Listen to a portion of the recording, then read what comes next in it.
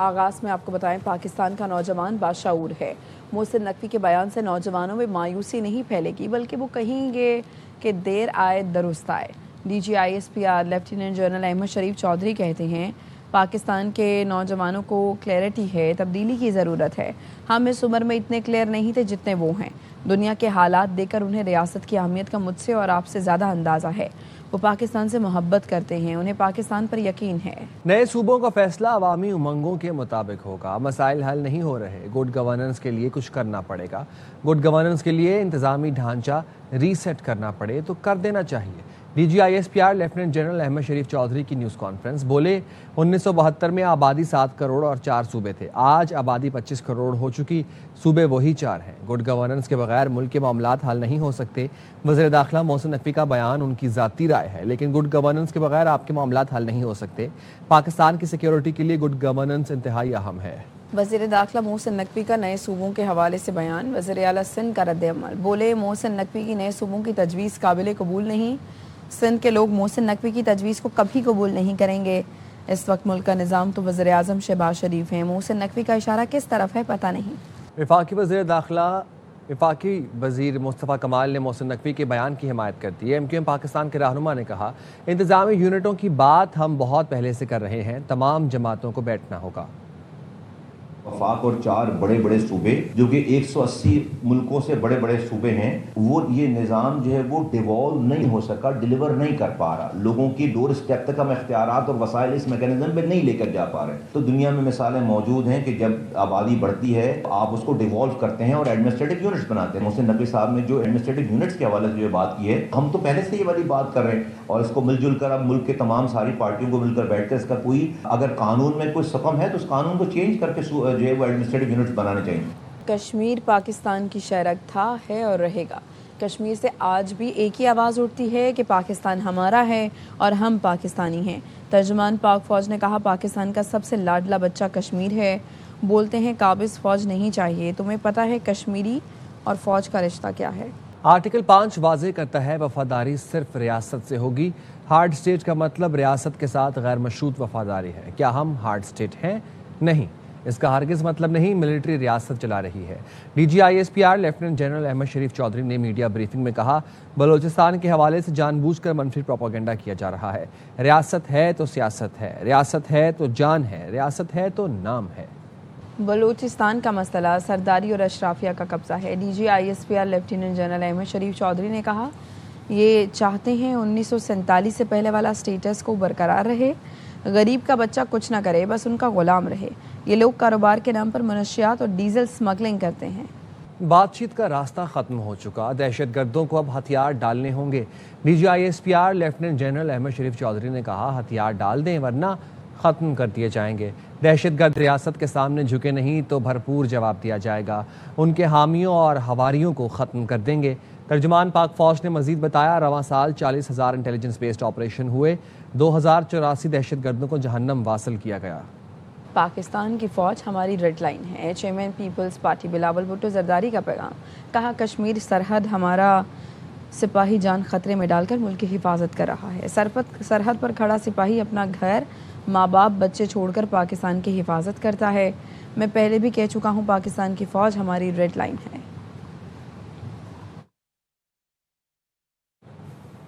کوئٹہ کے قریب سورینج کے علاقے میں کوئلے کی کان میں گیس بھرنے سے دھماکے کا واقعہ، کان حادثے میں جاں بحق 16 مزدوروں کی میتیں شانگلہ پہنچا دی گئیں۔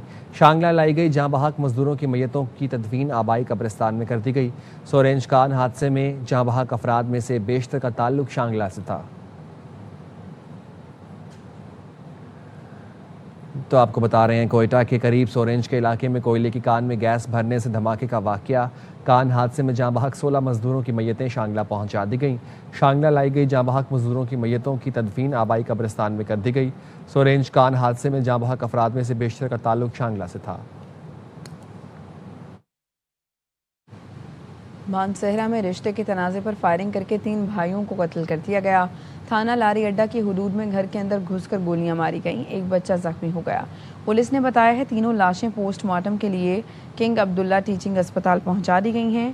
واقعے کا مقدمہ درج کر لیا گیا۔ مقتولین کے ورثاء نے FIR میں 2 خواتین سمیت 9 افراد کو نامزد کیا ہے۔ ملزمان اور مقتولین کا تعلق کوہستانی برادری سے ہے۔ ملزمان کی تلاش میں چھاپے مارے جا رہے ہیں۔ کوٹ ادو کی تحصیل سرور شہید میں بھائیوں کے مبینہ تشدد سے ہلاک تاجر کی عدالتی حکم پر قبر کشائی کی گئی۔ متوفی جاوید اقبال کی بیوہ نے اپنے شوہر کی قبر کشائی کے لیے عدالت کو درخواست دی تھی۔ بیوہ نے الزام لگایا کہ دکانوں پر قبضہ کرنے کے لیے دیوروں نے اس کے شوہر کو تشدد کا نشانہ بنایا، جس کے کچھ گھنٹوں بعد شوہر کی موت ہو گئی تھی۔ بعد میں قانونی کارروائی نہیں کی گئی اور دیوروں نے لاش پوسٹ مارٹم کروائے بغیر دفنا دی۔ خاتون نے شوہر کی قبر کشائی اور پوسٹ مارٹم کے لیے مقامی عدالت کو درخواست دی تھی، جس پر عدالت نے اپنے فیصلے میں قبر کشائی اور پوسٹ مارٹم کا حکم دیا تھا۔ عدالتی حکم پر لاش THQ اسپتال سرور شہید منتقل کر کے نمونے لے لیے گئے۔ کراچی میں جوڑیا بازار کے قریب ڈاکوؤں کی فائرنگ سے شہری جاں بحق ہو گیا۔ پولیس کے مطابق 2 ڈاکوؤں نے لائٹ ہاؤس کے قریب 2 شہریوں سے واردات کی۔ ڈاکو لوٹ مار کے بعد فرار ہو رہے تھے۔ پولیس اہلکاروں نے تعاقب کیا۔ نیپیر روڈ پہنچ کر ڈاکوؤں نے فائرنگ کی۔ سبزی فروش فائرنگ کی زد میں آ کر جاں بحق ہو گیا۔ فرار ہونے والے ڈاکوؤں کی تلاش جاری ہے۔ بھارت سے آنے والے برساتی نالے بھیڑ میں طغیانی۔ ضلع شیخوپورہ کے علاقے فیروز والا کے کئی دیہات میں تباہی۔ سینکڑوں ایکڑ اراضی پر فصلیں زیر آب۔ متاثرہ افراد حکومتی امداد کے منتظر ہیں۔ محمد مظہر اقبال کی رپورٹ دیکھیے۔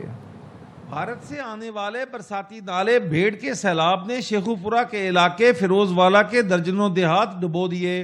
سینکڑوں ایکڑ اراضی پر کھڑی فصلیں تباہ ہو گئیں۔ چک 41 کے متاثرہ کاشتکاروں نے حکومت سے امداد کا مطالبہ کر دیا۔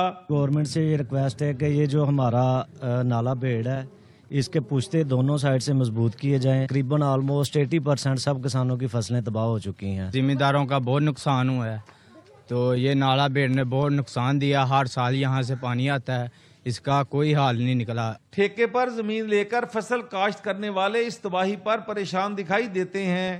ان کا کہنا ہے کہ حکومت ان کا نقصان پورا کرے۔ مونجی ٹوٹل لگ چکی، کھاداں پی گئیاں نے ٹوٹل، بس ہن انتظار سی کہ کدو پکے کدو وڈاں گے تے اے ڈوب گئی۔ سیلابی پانی سے چک نمبر 41 کا کالا خطائی روڈ نارنگ منڈی سے زمینی رابطہ بھی منقطع ہے اور سڑکوں پر کئی فٹ پانی جمع ہے۔ کیمرہ مین طاہر بغل کے ساتھ محمد مظہر اقبال، ARY نیوز، فیروز والا، شیخوپورہ۔ بھارت کی جانب سے دریائے سندھ میں چھوڑے گئے پانی سے چاچڑا شریف میں تباہی مچا دی۔ سیلاب سے درجنوں موضوعات دریا کی نظر ہو چکے ہیں۔ تازہ ترین صورتحال بتائیں گے فیاض بلوچ۔ ہاں جی بالکل جی، بھارت کی طرف سے چھوڑے گئے پانی نے جو ہے وہ دریائے سندھ چاچڑا شریف کے مقام پر تباہی مچا دی ہے۔ میں اس وقت دریائے سندھ چاچڑا شریف کے موضع پہوڑا اور موضع مڈ عادل کے مقام پر موجود ہوں۔ فیملیز جو ہیں وہ سخت پریشان ہیں، جبکہ ضلعی اور تحصیل انتظامیہ کی طرف سے ریسکیو 1122 پیرا فورس، محکمہ صحت کی طرف سے ریلیف کیمپس جو ہیں وہ بھی دریا کے قریبی کناروں پر جو ہے وہ لگا دیے گئے ہیں۔ انتظامیہ کی طرف سے ہماری اسسٹنٹ کمشنر خانپور افضل سکھیرا سے اس حوالے سے بات بھی ہوئی تھی، جن کا یہی بتانا تھا کہ جتنے بھی محفوظ مقامات پر فیملیز کو ریسکیو کر کے ریلیف کیمپوں تک بھیجا گیا، ان کو کھانا 3 ٹائم کا کھانا ان کو مزید جو ہے ریلیف مہیا کیا جا رہا ہے، جبکہ انتظامیہ کی جانب سے یہ بتایا جا رہا ہے کہ آئندہ چند دنوں تک مزید پانی بڑھنے کی جو ہے وہ توقع بھی کی جا رہی ہے۔ جی، کوہ سلیمان کے پہاڑی سلسلے میں موسلا دھار بارشوں سے ندی نالوں میں طغیانی۔ ذرائع نے بتایا ہے قبائلی علاقے ذہن میں کچھ عرصے قبل بننے والی قدرتی جھیل پانی کی زیادتی کے باعث ٹوٹ گئی۔ سیلابی ریلے سے کوہ سلیمان پارتھی روڈ زیر آب، شاہراہ آمد و رفت کے لیے بند کر دی گئی۔ شدید بارش اور طغیانی کے باعث متعدد دیہات کا زمینی رابطہ منقطع ہو گیا۔ علاقہ مکینوں نے متعلقہ اداروں سے فوری امدادی کارروائیاں اور حفاظتی اقدامات کرنے کا مطالبہ کیا ہے۔